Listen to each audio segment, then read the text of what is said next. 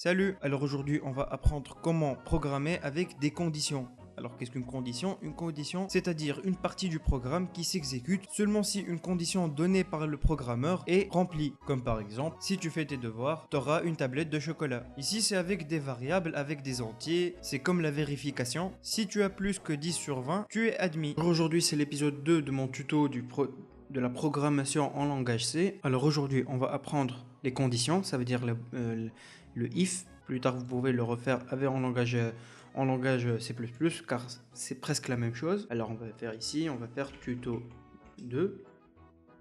Zut. Alors, tuto 2, je vais vous apprendre les conditions, parce que les conditions et les boucles sont deux choses vraiment très importantes dans la programmation. Donc on va commencer ensemble, on va écrire un include, on va mettre la bibliothèque qui nous permet de faire l'écrire et le lire. On va mettre stdio.h, c'est la bibliothèque qui nous permet de mettre le printf et le scanf. Alors on va mettre notre programme principal, on va l'appeler void main comme d'habitude. Alors une condition, qu'est-ce que c'est? On va donner devant le if ça veut dire si, au cas où cette chose se passe, ou on va lui donner un résultat. Si ceci est vrai, il va faire la liste de code qu'on va lui donner. Alors on va commencer avec un truc vraiment très simple, on va lui dire printf, donner un nombre. Voilà, on va lui donner un nombre, on va capter le nombre, donc on va lui faire scanf. Alors scanf, on va mettre %d parce que c'est un réel, ou plutôt un entier. On va mettre l'adresse de nombre. On a utilisé la variable nombre, on va donc la déclarer int nombre.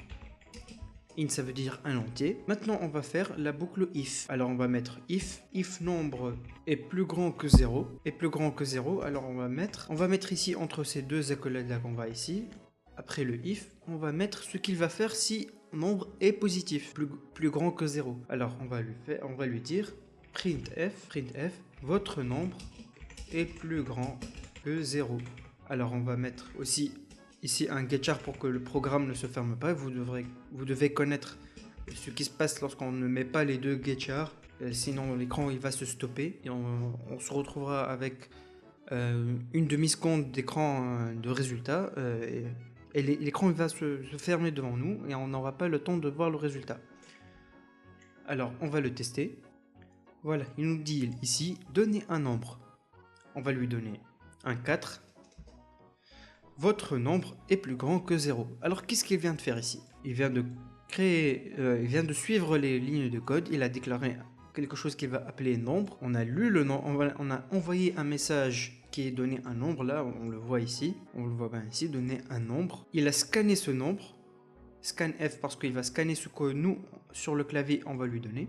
On lui a donné un 4, il a scanné ce 4 et il l'a mis dans nombre. Ici on lui a demandé quelque chose, de vérifier quelque chose. Alors qu'est-ce qu'il vient de faire? Il a vérifié si le nombre est plus grand que 0 et pour lui nombre est égal à 4. Donc c'est vrai que nombre est positif, il est plus grand que 0. Donc il vient ici, il va exécuter le bloc de traitement, le bloc de code qui est écrit entre ces deux accolades là. On peut faire une autre condition, on va lui dire if nombre plus petit que 0, on va faire la même chose, on va ouvrir deux accolades et on va faire printf, votre nombre est plus petit que 0. Alors on va le retester, alors il va recompiler, il nous a dit donner un nombre, alors on va lui donner moins 5. Votre nombre est plus petit que 0. Alors qu'est-ce qu'il vient de faire ici? Il a parcouru cette liste là, il a parcouru toute la liste au fait. Il a réservé une place dans la mémoire pour nombre. Il nous a montré le message donner un nombre. On lui a donné le nombre qui est moins 5.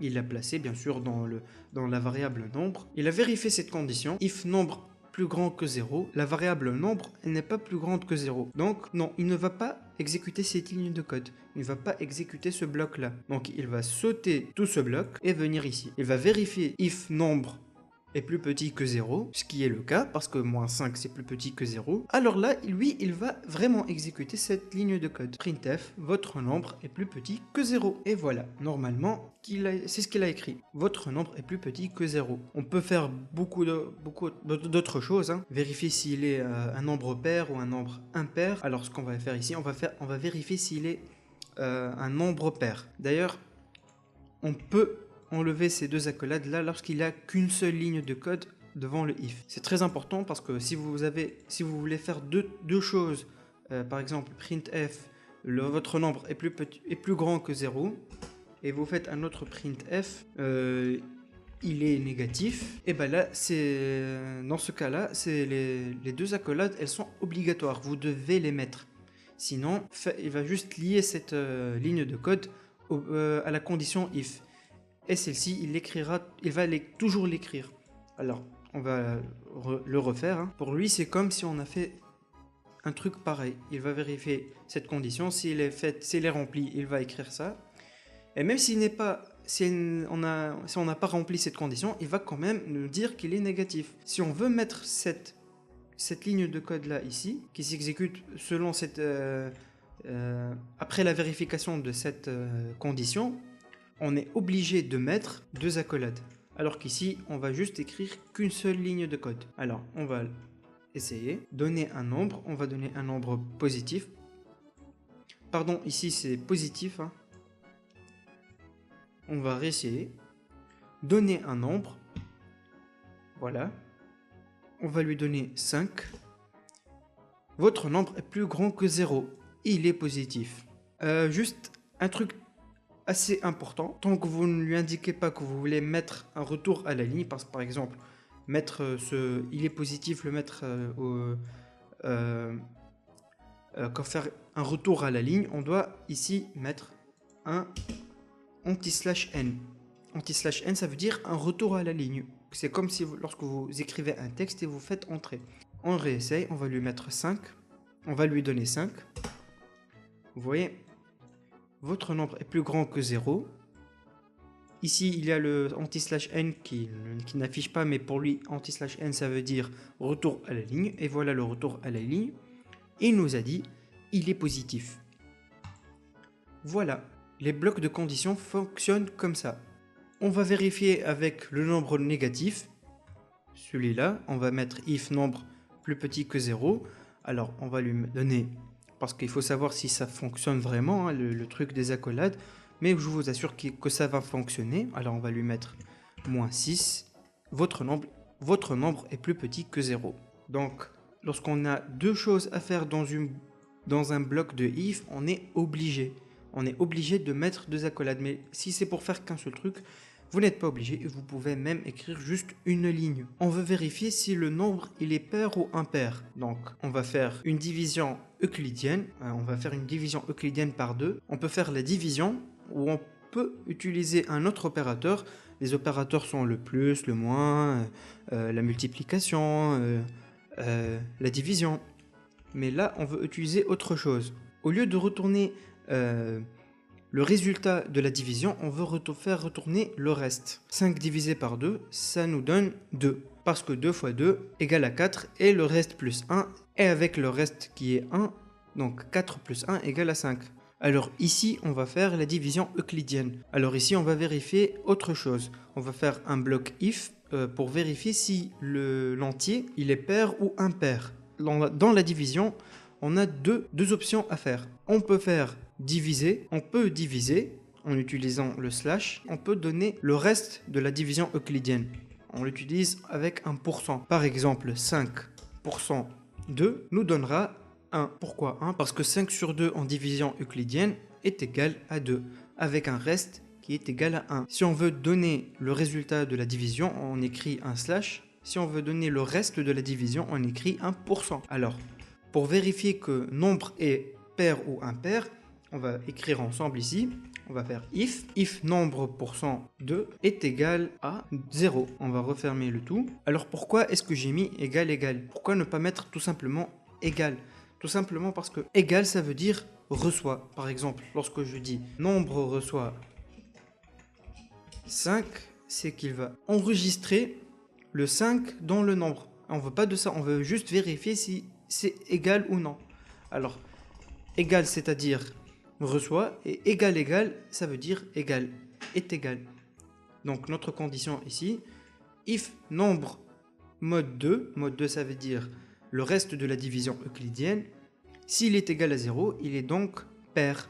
On va faire donc printf, votre nombre est pair. Et voilà. On peut faire autre chose aussi, hein. On peut mettre une autre condition. On va mettre ici nombre mode 2 égal à 1. Donc il y a un reste. Et lorsqu'il y a un reste, logiquement, c'est un nombre impair. On va mettre ici printf, votre nombre est impair. On va vérifier ensemble si tout cela fonctionne bien. Et je suis sûr qu'il fonctionne. Alors, donner un nombre. On va lui donner un 8 et on va voir si il va nous donner le résultat de cette ligne de commande. S'il va nous dire votre nombre est pair ou s'il est impair. Alors on va cliquer sur entrée. Votre nombre est pair. Alors qu'est-ce qu'il vient de faire? Il vient de vérifier cette condition. Effectivement, le reste de la division de 8 sur 2 c'est 0. Donc il nous dit votre nombre est pair. Si ce n'était pas le cas, on va essayer le cas du nombre impair. On va lui donner, disons, 9. Votre nombre est impair. Alors, pourquoi? Parce que cette condition-là, elle n'a pas été remplie. Donc, il va sauter tout ce bloc, il ne va pas l'exécuter. Il va venir ici, il va retrouver un autre bloc if. Il va vérifier cette condition. Dans le cas où nombre est égal à 9, le reste de la division sur 2 est égal à 1. Ce qui veut dire que cette condition-là a été bel et bien remplie. Donc il va exécuter cette ligne. Il va donc nous dire votre nombre est impair. Alors j'espère que cette vidéo, le deuxième épisode de ce tuto de langage C, vous a plu. Je vous assure, vous pouvez même apprendre le C++. Peut-être que plus tard, je ferai des épisodes assez similaire en langage C++, mais ne vous attendez pas à quelque chose de vraiment différent parce que, à part les printf là, et les scanf, les adresses nombres et tout, le langage C++ n'est pas vraiment très différent. Déjà, il peut même compiler le langage C. Changer cette librairie qui est stdio qui contient printf et scanf, parce que si on enlève cette bibliothèque là, on va voir qu'il y a des erreurs. Il ne connaît pas printf, il ne connaît pas scanf, il ne connaît même pas getchar. Il s'agit de la bibliothèque des inputs. Des inputs, par exemple, printf c'est un input, getchar aussi. On peut les remplacer par d'autres bibliothèques, des bibliothèques faites pour le C++, mais quand il s'agit de déclaration d'un entier, comme par exemple int nombre, ce sera la même chose en C++. Même chose pour les boucles. On fait toujours des if avec des parenthèses pour les conditions. Même chose avec les accolades pour le début et la fin. C'est aussi présent en C++. Tout y est. Déjà pour anecdote, le C++ allait se faire appeler C avec des classes. C with classes. Sur ce, n'hésitez pas à vous abonner, de mettre un like et d'activer la cloche des notifications comme d'habitude. N'hésitez pas aussi à mettre vos astuces de langage C ou de C++ dans les commentaires parce que je crée ces vidéos pour vous apprendre comment les langages de programmation fonctionnent et comment fonctionne l'algorithmique. Je vous remercie d'avoir regardé cette vidéo et ciao!